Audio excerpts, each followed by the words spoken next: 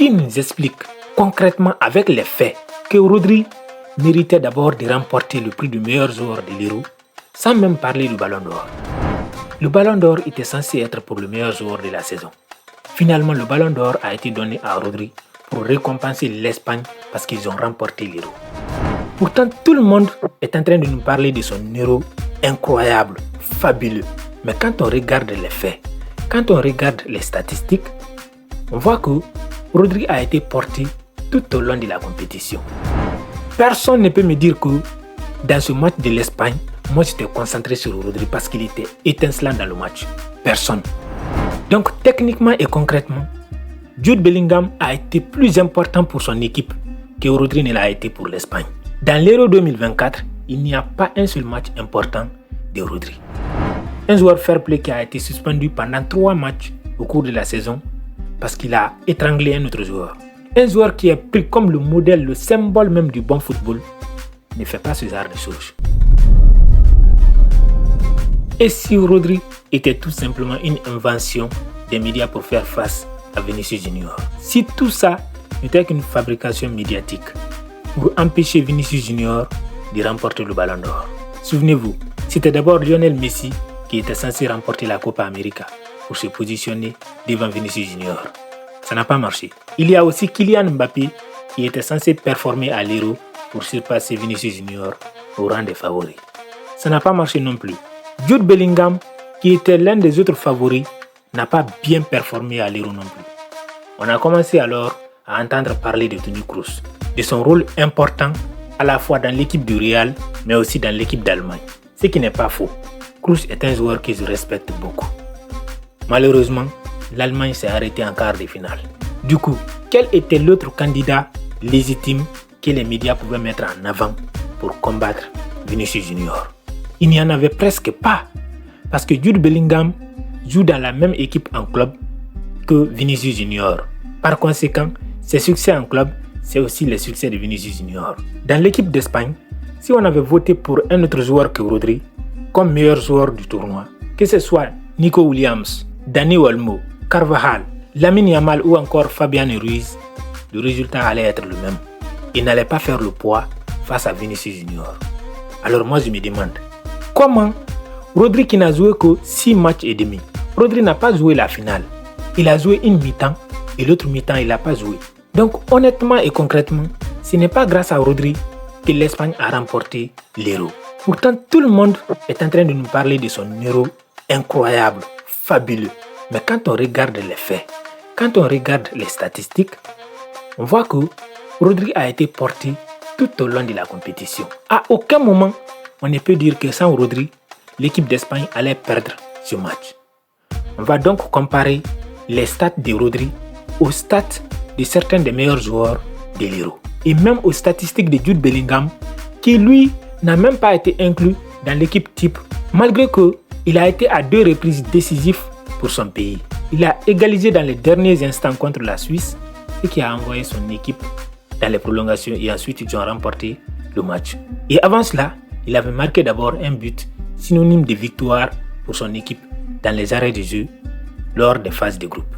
Donc techniquement et concrètement, Jude Bellingham a été plus important pour son équipe que Rodri ne l'a été pour l'Espagne. Dans l'Euro 2024, il n'y a pas un seul match important de Rodri. Prenons maintenant les stats. Fabian Ruiz à l'Euro, c'est 2 buts, 2 passes décisives et 1 fois l'homme du match. Rodri, c'est un seul petit but. Et le but là, c'était en phase de groupe. Je crois que c'était contre la Géorgie. Donc, contre un adversaire qui n'est même pas classé, mais en plus de cela, dans un match de poule. À aucun autre moment, Rodri n'a fait quelque chose d'impactant. Prenons maintenant Dani Olmo.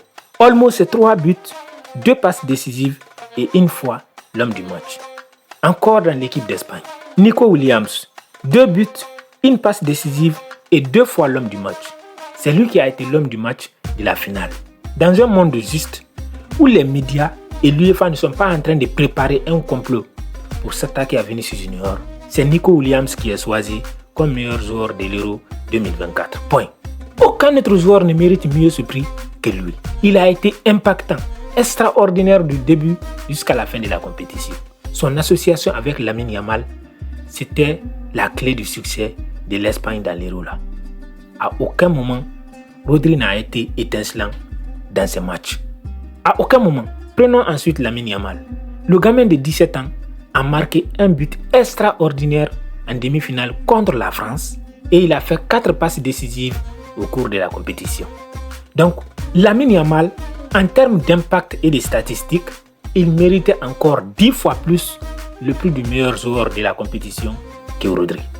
Il n'y a pas de débat possible. Pourquoi, comment et surtout quand Rodri est apparu dans le débat du meilleur joueur de l'Euro? Qui nous explique concrètement avec les faits que Rodri méritait d'abord de remporter le prix du meilleur joueur de l'Euro sans même parler du Ballon d'Or? Parce qu'on sait déjà que c'est l'Euro qu'il porte comme le trophée du Seigneur. La compétition reine. C'est l'Euro qui a tout changé. Mais au moment où on suivait la compétition, le seul moment de gloire de Rodri, c'est le moment où on l'a appelé pour lui remettre le trophée du meilleur joueur de la compétition. Personne ne peut me dire que dans ce match de l'Espagne, moi j'étais concentré sur Rodri parce qu'il était étincelant dans le match. Personne. De surcroît, quelqu'un qui est présenté comme un saint, comme le symbole même du fair play, il a eu 3 cartons jaunes au cours de la compétition, en 6 matchs et demi. Jude Bellingham a eu 2 cartons jaunes. Pourtant, lors de l'Euro, Jude Bellingham était plus physique, il défendait plus que Rodri. Il a joué 7 matchs, dont 2 avec prolongation. Donc Bellingham, en termes d'effort, en termes d'apport à son équipe, il a mieux fait que Rodri à l'Euro. Mais Rodri est sorti de nulle part pour venir non seulement remporter le trophée des meilleurs joueurs de l'Euro, mais aussi remporter le Ballon d'Or. Le Ballon d'Or était censé être pour le meilleur joueur de la saison.